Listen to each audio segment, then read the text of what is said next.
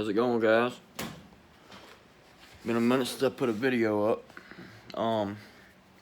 But today I'm gonna make kind of show you guys, not make a video really, but kind of show you guys what I'm getting into today. You know, running these big 33-inch tires, 13-inch wide, real heavy. You know, when you're turning it, a lot of stress on the tie rods, things like that. Plus, I want to upgrade my tie rods anyway. I was trying to go with kryptonite, but kryptonite don't make shit. And you'd probably have to just kind of buy your own parts, and I have no idea what to get. So, I got these. And what these are actually, so you can see a little better. Let me back it up. They are a Mevotech, Mevotech or whatever, tie rod end. So you got one inner and outer tie rod end. One side has a castle nut. The other side has a lock nut. And so I bought the tie rod ends. And separately from Billet Specialties, they sell a steel billet tie rod sleeve. Comes with its own locking nuts. I use the locking nut, both of them, from the tie rod end and the sleeve, just for extra assurance. Because these don't have the, see on the, like your normal K1500, so you can see it. It has the, you see that sleeve there? It's kind of like a clamp sleeve. I mean, just rinky-dinky shit, you know. And you don't have to worry about, you know, having a lock nut or nothing like that. So, these, as you can see, use a lock nut. Yep. And I just use both, you know. You only got to use one, but, you know, I'm using both. So, anyway, that's what I'm going to be getting into today, guys. Man, these tie rods, they are just, let's see if I can do this. I don't know how in the hell to turn this freaking screen around. Hold on a second. So, see how much more beefier these are. I might be able to get it better when I actually turn it off. So, actually, let me flip it around. Get the right end, right side. I mean, it just looks so much more beefier. You know, even the knuckle end, just big difference. Big old difference. Even the steel's a little even thicker. So, and that sleeve is just knocking this one out of the park. So that's awesome. Alright, let me get this taken apart and I'll kind of get a side-by-side comparison. But there they are. There's the old raggedy ones. I replaced pretty much everything except for the rotors and the tie rods and that raggedy ass sway bar bushing. I'm waiting on the Energy Suspension to come with some more of their sway bar bushings. They're out of stock. They've been out of stock for a minute. Those are the ones I want. Those are the ones I want to get, so I'm gonna wait on them. Anyway, this is what I'm getting into. Okay, guys. So real quick, I want to show you if your tie rods have been on for a while, and this end here is pretty old. Been on here since I got the truck. Sometimes you got to get a tool. People call it a pickle fork. It's a ball joint separating tool. And as you can see, where I stuck it in there. And if you're just removing your tie rod, you know, I don't recommend using this tool, because if you're trying to save them, I wouldn't use this. But most of the time, people are taking them off or changing them. But anyway, you put it in between because it destroys the boot. So if you use this tool, keep in mind the boot will not be reusable. You can get another boot, grease boot. So just keep that in mind too. But sometimes these tie rods are really, really stuck on there.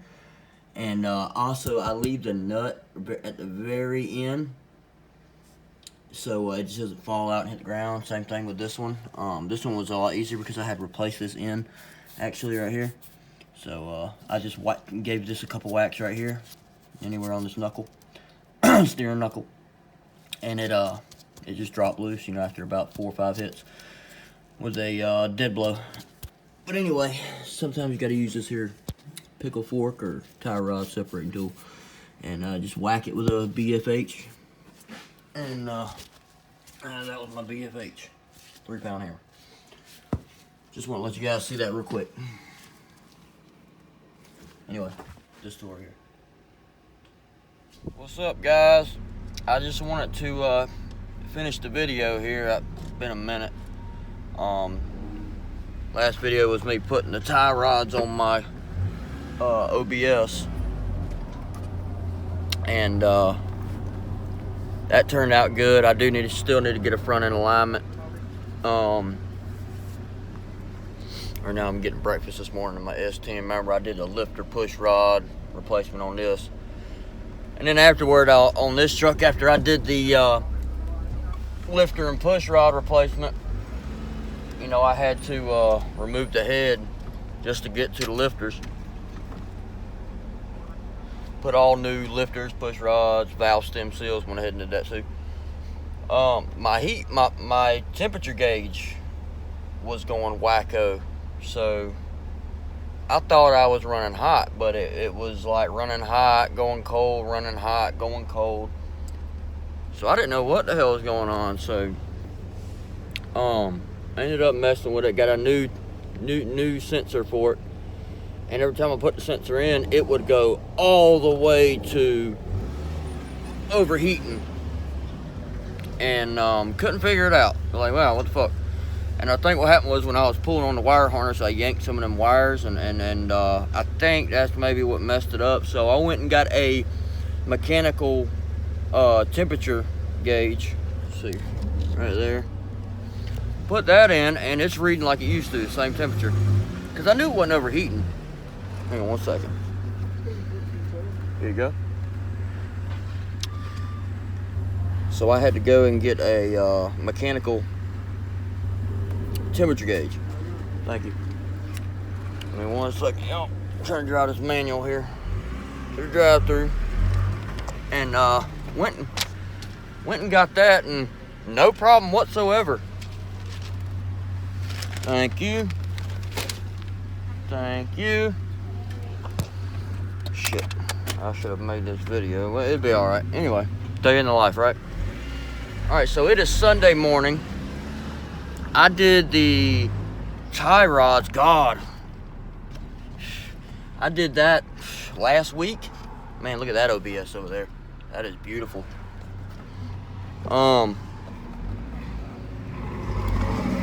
Sounds good too.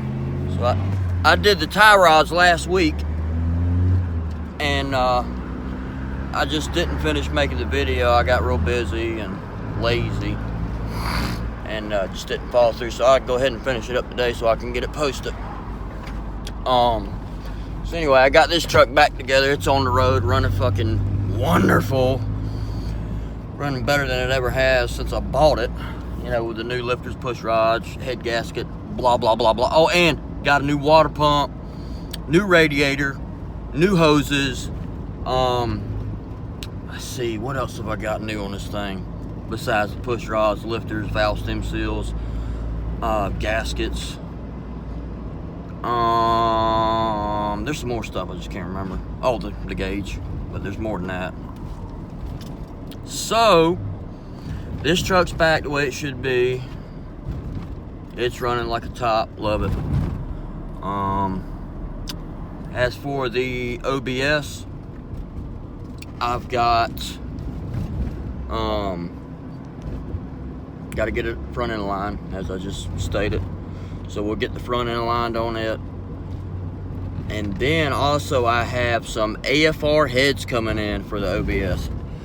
They are the new line of heads that AFR made. They're an as-cast aluminum cylinder head, 64cc combustion chamber, so it's got the same size combustion chamber as the Vortex, the iron Vortex that are on there now. The combustion chamber will stay the same. It does have the 202 and 1.6 valves in it.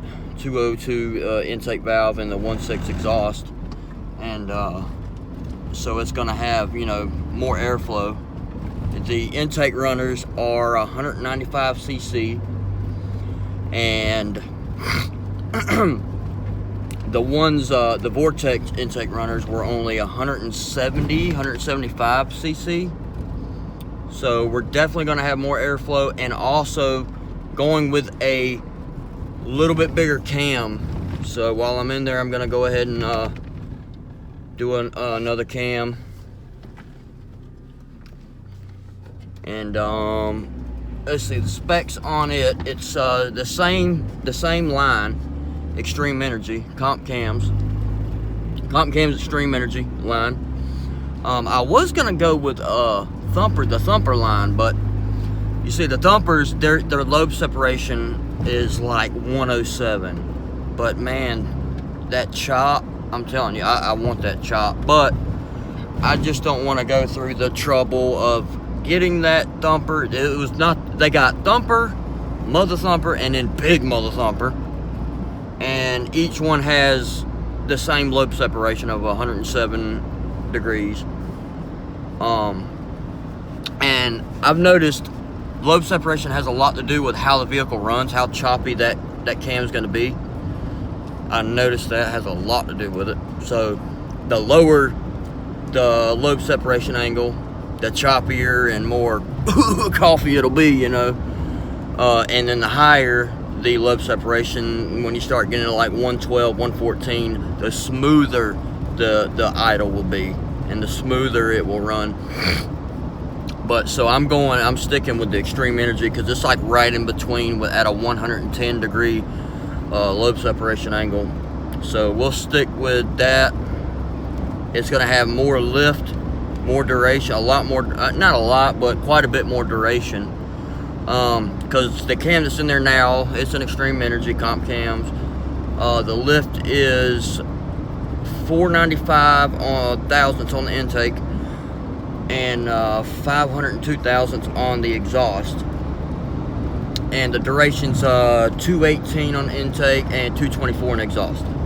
So when we do the cylinder heads, I'm getting another cam, like I said, and we're the same line, same 110 degree lobe separation, and it's gonna have, let's see, what is it, 510 thousandths on the intake and 520 thousandths on the exhaust of lift. And then the duration is like 130 on the intake, or not 130, good God, no, 230 on the intake and 236 on the exhaust. Now remember, the duration on the one that's in there now is only 218, 224. And you know, so we're going from 218 on the intake to 230. So that's a good little jump. And on the exhaust, we're going from 224 to 236. So I like that. That's good. So we'll make a little bit more power with the cam, a lot more better flow with the AFR heads. I'm gonna stick for now with the intake that I have, the modified stock intake as of right now. And what I have is EGR delete on it. I have what else? Some other stuff deleted on it. I've got the VMAX 1-inch spacer for the plenum to give it more plenum volume. I have 36-pound spider injector in there for more fuel because of the bigger cam. And I poured at the top of the plastic intake manifold because it would accept the, because I put a bigger BBK throttle body on it. So they got the bigger throttle body. Damn, I didn't drink my chocolate shake yet. Hold on, let me finish this video. Let me just sit right here for a second. Shit, there's somebody, fuck. So I can back up. All right, so anyway, I got the bigger intake. I'm sorry, let me get my brain back together. I got the bigger throttle body, BBK. I had to pour out the upper plastic intake manifold so it would actually flow the air. I had to end up using silicone sealant because the gasket no longer sealed, because I basically I poured out the groove for the gasket, so I had to use silicone. Hey, how you doing? So we got that. Let's see, what else have I done to it? I think that's it. We got the Excel distributor, which we don't have anything to do with the intake manifold. So basically, I'm gonna stick with that same intake for now. Same intake manifold. Oh, that's right. I also got the K&N air intake tube, and so we're gonna stick with that for now.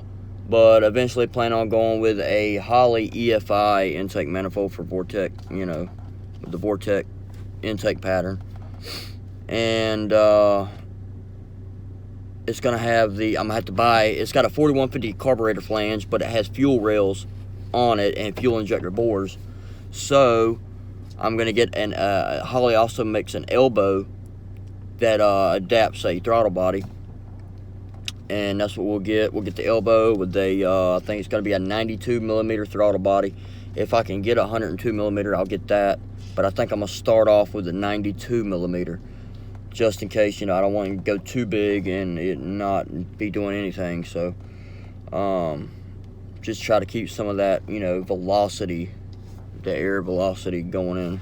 I don't want to go too big, you know what I'm saying? So anyway, that's what we're planning on doing. Eventually going to end up stroking the motor, pulling the motor, stroking it to a 383. I'm going to try to keep the same rods, the same pistons. I may not. I mean, we'll see how it goes.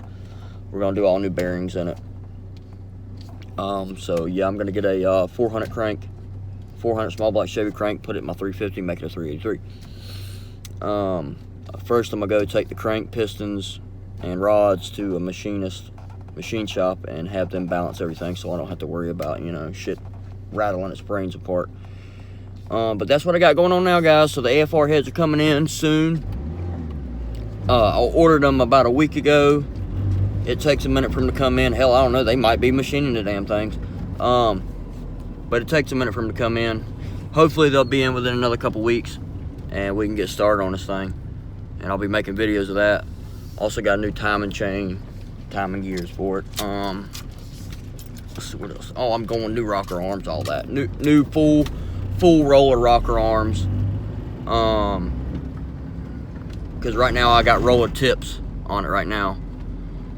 Just roller tip rocker arm, so I'm going with a full roller rocker arm. Kind of almost looks like a LS rocker arm with the big trunnion, needle bearing trunnion on it, and a roller tip. So we're going with that. And man, I already made this video 12 minutes long. All right, well, I'll see you guys later. And also, I want to say this real quick. I am porting the stock intake for the AFR heads. I'm going to port the intake runners where they made up with the cylinder heads, so that's going to be fun. We're going to get a little porting tool, a die grinder. But all right, guys, next video will be me getting the AFR heads, and I'll show what they look like. Peace.